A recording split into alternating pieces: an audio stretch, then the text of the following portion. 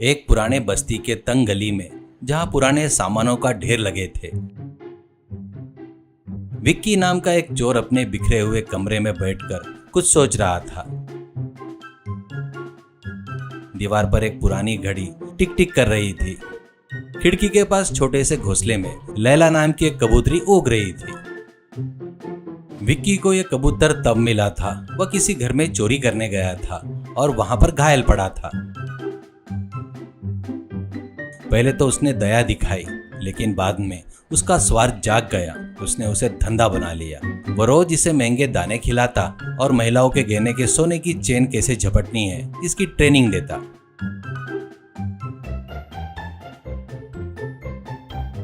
देखो लैला, बाहर की दुनिया बहुत गंदी है। सब एक दूसरे को धोखा दे रहे हैं। हम बस अपना काम सफाई से करेंगे। तुम्हें उड़कर जाना है। औरतों के गलों में से जो लाल हरी चेनें चमकती है उन्हें पकड़कर यहाँ ले आना है। तुम्हें कोई पुलिस नहीं पकड़ सकती, कोई ट्रैफिक सिग्नल नहीं रोक सकता। हम दोनों मिलकर इस शहर के राजा बन जाएंगे। लैला गुटुरकू करते हुए सुनती है और कुछ देर बाद उड़कर चली जाती है। और कुछ देर में ही एक सोने की चेन अपने मुंह में पकड़कर विक्की के हाथ में लाकर देती है। विक्की उछलकर खुश होकर, अरे वाह, क्या चमक रही है लैला। तुम सिर्फ कबूतर नहीं, मेरी उड़ती हुई एटीएम मशीन हो। कल उस बड़े दुकान की पत्नी मंदिर जाएगी। उसकी 3 लड़ियां वाली चेन पर नजर रखना। अगर उसे ले आई तो तुम्हें स्पेशल बादाम की पार्टी दूंगा। लैला हर सुबह विक्की का आशीर्वाद लेकर सिर हिलाकर उड़ जाती और शाम तक किसी का मोबाइल चेन छीनकर विक्की के पास ले आती। विक्की बिना किसी मेहनत के अमीर बन रहा था। मुख्य पुलिस स्टेशन। वहां का वातावरण बहुत ही सीरियस था। फैन आराम से घूमते हुए किरकिर की आवाज कर रहा था। इंस्पेक्टर विक्रम सिंह मूंछों पर ताव देते हुए कुर्सी पर बैठा था और बाजू में कांस्टेबल पांडे सिर झुकाकर खड़ा था। मेज पर फाइलों की ढेर लगे थे। पांडे का चेहरा उतरा हुआ था क्योंकि इनकी वजह से उसकी शादी के लिए आया हुआ रिश्ता टूट गया था। अरे ओ सांबा, इस शहर में अजीब से मामले बढ़ रहे हैं। कल एक बुजुर्ग महिला आई थी, कह रही थी कि एक कबूतर उसकी चेन ले गया। कल एक कॉलेज का लड़का रो रहा था कि कबूतर ने उसका आईफोन छीन लिया। कबूतर में इतनी हिम्मत कहां से आई? इसके पीछे जरूर कोई शातिर दिमाग है। पांडे दुखी होकर, सर, उस कबूतर को पकड़ना हमारे बस की बात नहीं है। मेरा तो प्यार ही अधूरा रह गया। अब कबूतर भी प्यार में पड़ जाए तो शायद पकड़ा जाए। मेरी प्रेमिका ने मुझे छोड़कर पड़ोस के लड़के से शादी कर ली। घर वालों को देखा सो रिश्ता को इनकार नहीं कर पाए। मुझे प्रेमियों और प्रेमी की बहुत इज्जत है सर। हमें उस चोर कबूतर को प्यार से ही काबू करना होगा। अरे ओ सांबा, अपनी लव स्टोरी बंद कर और मेरा प्लान सुन। एक स्मार्ट नर कबूतर लेकर आओ। उसका नाम मजनू रखो। वह जाकर उस चोर कबूतर लैला को अपने प्यार के जाल में फंसाएगा। जब कबूतर प्यार में पड़ता है तो दुनिया भूल जाता है। तब हम उसे पकड़ लेंगे। सर, मेरे पास एक बहुत सुंदर कबूतर है। उसका नाम आज से मजनू रख देता हूँ। वह पक्का लैला का दिल जीत लेगा। मुझे प्रेमियों की कदर है सर। अगर वो मिल जाए तो उनको देखकर मुझे बहुत खुशी होती है। एक पुराना पार्क जहाँ पक्षी चहचहा रहे थे। लैला एक डाल पर बैठकर अपने शिकार का इंतजार कर रही थी। तभी मजनू की एंट्री होती है। मजनू के पंख सफेद और सुंदर थे। वह स्टाइल में आंखों पर चश्मा और गलों में फूलों की माला पहनकर आता है। वह लैला के पास जाकर चक्कर काटता है और गाने जैसी आवाज निकालता है। लैला पहले तो ध्यान नहीं देती, लेकिन जब मजनू उसे बढ़िया दाने खिलाता है तो वो उसकी ओर खिंची चली जाती है। कुछ ही दिनों में लैला और मजनू साथ में आसमान में उड़ रहे थे। मजनू बड़ी चालाकी से लैला को चोरी करने से रोकता है। जब भी लैला किसी की चेन पर झपट्टा मारने लगती, तब मजनू उसे दूसरी ओर लेके चले जाता।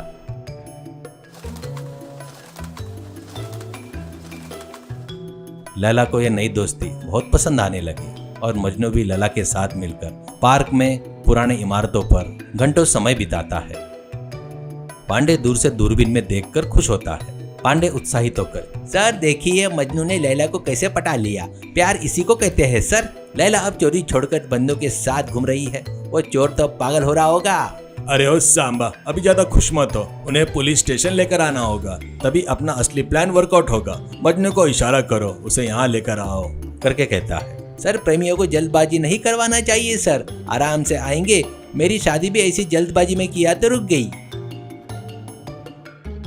इस लैला को क्या हो गया? पिछले एक हफ्ते से खाली हाथ लौट रही है। सुबह जाती है और रात को आकर सो जाती है। क्या इसे कोई बीमारी हो गई? कोई चेन नहीं, कोई फोन नहीं लाती। रोज ऐसे खाली हाथ आई तो दाने कैसे लूंगा? मैंने इस पर इतना इन्वेस्ट किया है, अब ये मुझे धोखा दे रही है। देखना पड़ेगा ये कहाँ जाती है, पर ये आसमान में उड़ती है तो इसका पीछा मैं कैसे करूंगा? करके विक्की अपने आप से कहकर इधर उधर घूमते हुए सिर खुजा रहा था। एक दिन लैला घर आती है तो उसके पैरों की तलाशी लेता है कि कुछ नोट वगैरह है क्या, पर कुछ भी नहीं मिलता। पर लैला बहुत खुश थी, ऐसा उसे नजर आता है। तो मुझे धोखा दे रही हो लैला? तुम्हारी आंखों में कुछ नई चमक दिख रही है। तुम किसके साथ घूम रही हो? क्या मेरा पूरा बिजनेस डुबा रही हो? कल अगर तुम कुछ भी नहीं लाए तो मैं तुम्हें खाना नहीं दूंगा। अगले दिन जैसे ही लैला उड़ने लगी, विक्की ने उसके पीछे भागने की कोशिश की, लेकिन लैला तेजी से उड़ गई और विक्की गलियों में दौड़ते दौड़ते थककर गिर पड़ा। अरे यार, ये कबूतर मुझे रास्ते पर ला देगी। मुझे जल्दी ही इसका रहस्य का पता लगाना होगा। मजनू लैला को लेकर सीधा पुलिस स्टेशन में आता है। वहां पर विक्रम सिंह और पांडे उनकी राह देख रहे थे। मजनू लैला को इंस्पेक्टर की मेज पर लेकर आता है तो लैला बगैर डर के मजनू के बाजू में खड़ी हो जाती है। अरे ओ सांबा, देखा क्या मजनू का पावर? वाह मजनू, क्या बात है, तुम लैला को लेकर यहाँ पर आ गए। अब हम लैला के गले में एक छोटा सा GPS ट्रैकर बांध देंगे। ये जहाँ जाएगी वो चोर वहीं मिलेगा। पांडे लैला के गले में ट्रैकर बांधते हुए खुश होता है। लैला विक्की की शेड की ओर उड़ती है। विक्रम सिंह और पांडे पुलिस पीछे पीछे जीप में आती है।